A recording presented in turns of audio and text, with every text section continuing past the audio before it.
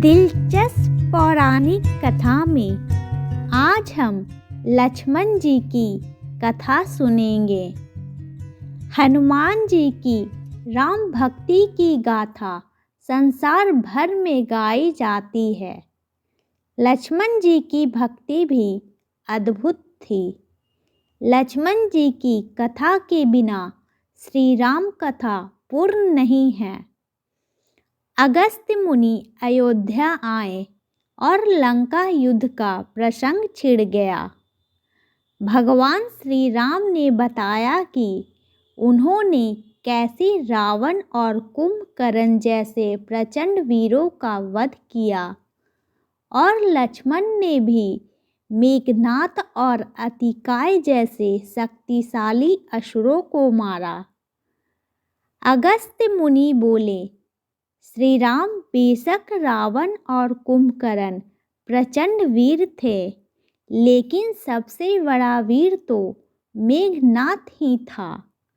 उसने अंतरिक्ष में स्थित होकर इंद्र से युद्ध किया था और बांधकर लंका ले आया था।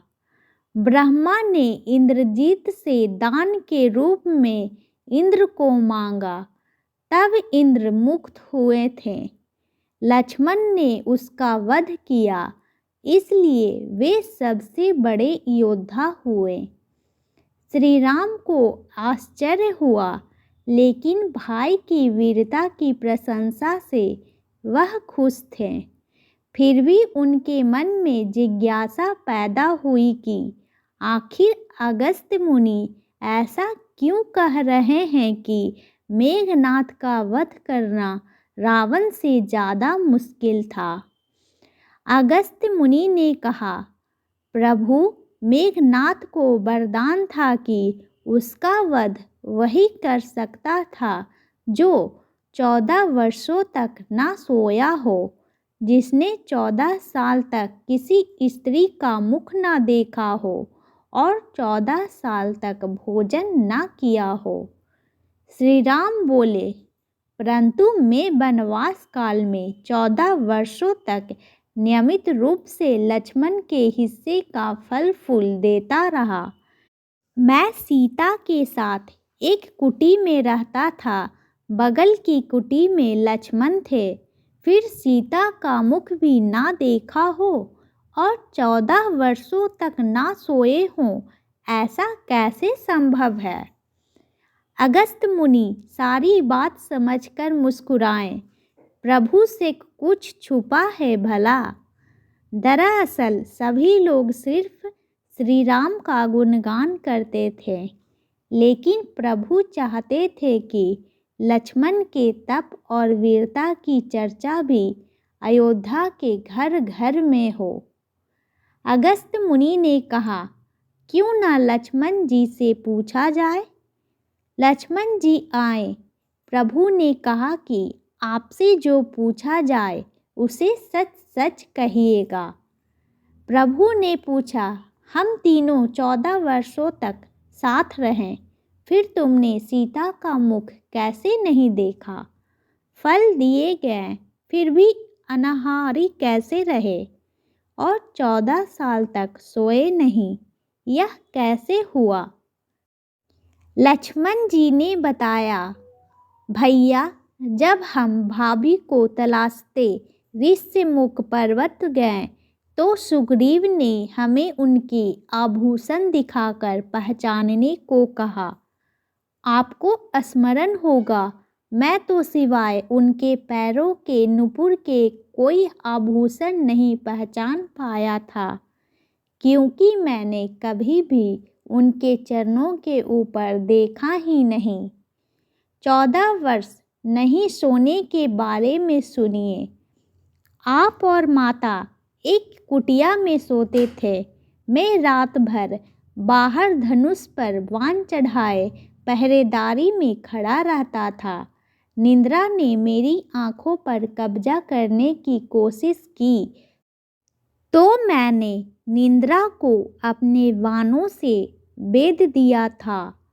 निद्रा ने हार कर स्वीकार किया कि वह 14 साल तक मुझे स्पर्श नहीं करेगी। लेकिन जब श्री राम का अयोध्या में राज अभिषेक हो रहा होगा और मैं उनके पीछे सेवक की तरह छत्र लिए खड़ा रहूँगा, तब वह मुझे घेरेगी। आपको याद होगा, राज अभिषेक के समय मेरे हाथ से छत्र गिर गया था। अब मैं 14 साल तक अनाहारी कैसे रहा। मैं जो फल फूल लाता था, आप उसके 3 भाग करते थे। एक भाग देकर आप मुझसे कहते थे, लक्ष्मण फल रख लो। आपने कभी फल खाने को नहीं कहा। फिर बिना आपकी आज्ञा के मैं उसे खाता कैसे। मैंने उन्हें संभाल कर रख दिया है। सभी फल उसी कुटिया में अभी भी रखे होंगे। प्रभु के आदेश पर लक्ष्मण जी चित्रकूट की कुटिया में से वे सारे फलों की टोकरी लेकर आए और दरबार में रख दिया। फलों की गिनती हुई। 7 दिन के हिस्से के फल नहीं थे। प्रभु ने कहा, इसका अर्थ है कि तुमने 7 दिन तो आहार लिया था। लक्ष्मण जी ने 7 फल कम होने के बारे में बताया। उन 7 दिनों में फल आए ही नहीं। जिस दिन हमें पिताश्री के स्वर्गवासी होने की सूचना मिली, हम निराहारी रहे। जिस दिन रावण ने माता का हरण किया, उस दिन फल लाने कौन जाता।